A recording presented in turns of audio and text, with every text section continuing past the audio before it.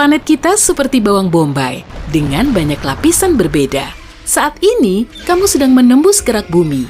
Ini seperti cangkang telur rebus, tipis dan keras, dan juga kurang dari 1% ukuran bumi.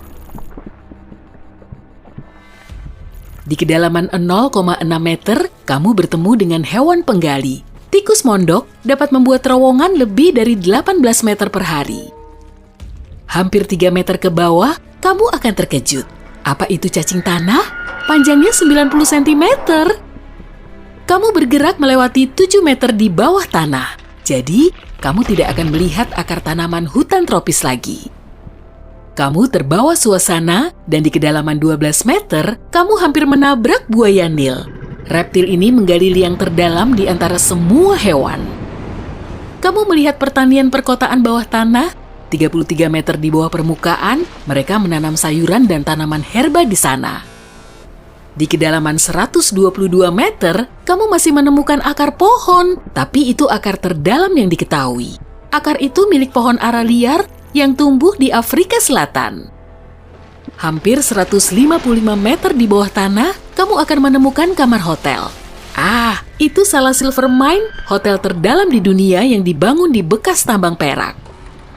Di kedalaman 286 meter, kamu melihat terowongan jalan raya. Itulah terowongan Eiksund di Norwegia dan melintas di bawah laut. Saat berada hampir 396 meter di bawah permukaan, kamu mencapai dasar sumur air. Sumur Woodington di Inggris adalah sumur tradisional terdalam di dunia. Itu dibangun untuk menyediakan air bagi rumah sosial.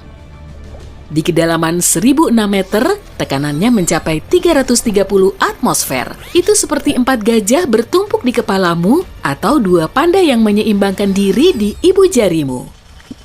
Kamu melihat cacing kecil hidup di tambang emas saat kamu berada lebih dari 1220 meter di bawah tanah.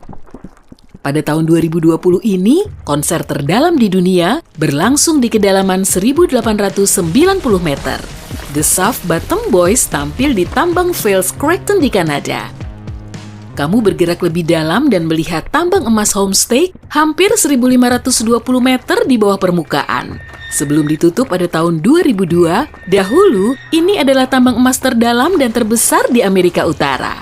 Pada tahun 1965, ilmuwan berhasil mendeteksi dan menghitung partikel subatom kecil dari matahari. Itu terjadi di laboratorium yang ada di dalam tambang. Sedikit saja lebih dalam, suhunya menjadi sangat dingin. Itu ibun abadi, lapisan tanah beku permanen yang tebal dan tidak menghangat, bahkan di musim panas. Ini sebagian besar terjadi di daerah kutub. Yang paling tebal ada di Siberia Utara. Sekitar 1980 meter di bawah permukaan, kamu masih bertemu dengan beberapa makhluk hidup. Itu adalah springtail, serangga kecil tanpa mata, yang hidup di gua Krubera yang sangat dalam di negara Georgia. Di kedalaman hampir 2190 meter, kamu mencapai dasar gua Voronya di Georgia. Itulah gua terdalam di dunia yang telah diketahui. Jika pernah berada di tambang Creighton di Kanada pada bulan Mei 2005, kamu pasti pernah mendengar siaran radio yang paling dalam. Itu terjadi di kedalaman hampir 152 meter, lebih dalam daripada gua Voronya. Lift poros tunggal terdalam di planet ini mencapai 3110 meter di bawah tanah.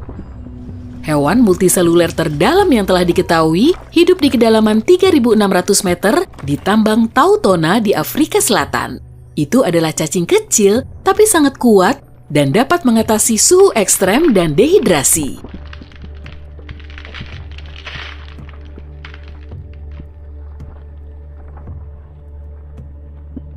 6,5 km di bawah tanah adalah kedalaman rata-rata kerak samudra.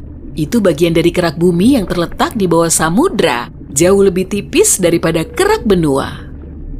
Di kedalaman yang sama, di Tiongkok Timur Laut, kamu bertemu dengan mikroba terdalam yang telah diketahui. Kamu akan melihat bagian bawah lubang buatan terdalam saat kamu turun ke kedalaman 3.660 meter di bawah permukaan. Lubang bor super dalam kola hanya berdiameter 23 cm, tapi tekanan di dasarnya sama dengan 4.000 atmosfer seperti 54 gajah bertumpukan di kepalamu. Lebih dari 14 km di bawah permukaan, kamu akan berada di genangan batu cair yang sangat panas. Itu adalah ruang magma supervulkan Yellowstone di bawah Taman Nasional Yellowstone di Amerika Serikat. Kamu menggali lebih dalam. Jika terus seperti itu, kamu mungkin akan segera menembus kerak bumi. Kerak samudra biasanya memiliki lebar 5-10 km, sedangkan kerak benua bisa mencapai 45 km di beberapa tempat. Tapi meski kerak samudra lebih tipis, ia jauh lebih padat. Itu sebabnya ia mengapung lebih rendah di mantel daripada di kerak benua. Bagian paling tebal dari kerak bumi terletak di bawah pegunungan. Akar gunung tidak sepadat pegunungan itu sendiri. Jika kamu meletakkan bahan pembuatnya di atas air, itu akan mengapung seperti gunung es. Semakin dalam kamu pergi, semakin panas keraknya. Di batas mantel, suhunya bisa mencapai 400 derajat Celcius. Kebanyakan oven batu pizza hanya bisa memanaskan hingga 260 derajat Celcius. Namun, kerak bumi adalah bagian terdingin di planet ini. Di kedalaman sekitar 29 km, kamu mencapai batas antara kerak bumi dan mantel atas bumi. Mencengangkannya, di sana tekanannya mencapai 10.000 atmosfer, itu seperti lebih dari 130 gajah yang menyeimbangkan diri di kepalamu. Mantel adalah lapisan batuan panas yang membentuk 2/3 dari seluruh massa bumi dan 84% dari volume bumi. Tebalnya 2.900 km dan merupakan campuran besi, silikon, magnesium, oksigen, dan Play-Doh. Yang terakhir bukan sih. Batuan yang lebih dekat ke bagian dalam mantel bertekstur semi padat seperti permen karamel. Hal paling menarik yang kamu lihat saat pergi melewati lapisan ini adalah berlian. Ahli geologi sebenarnya percaya bahwa semua berlian yang kita tambang hari ini terbentuk di dalam mantel. Lalu, sekitar 1 miliar tahun yang lalu, berlian dibawa ke permukaan oleh letusan gunung berapi. Bagian atas mantel bersama dengan kerak bumi pecah menjadi potongan-potongan besar dan menyerupai kepingan teka-teki raksasa. Potongan-potongan ini, yang dikenal sebagai lempeng tektonik, bergeser dengan kecepatan 2,5 cm hingga 5 cm per tahun.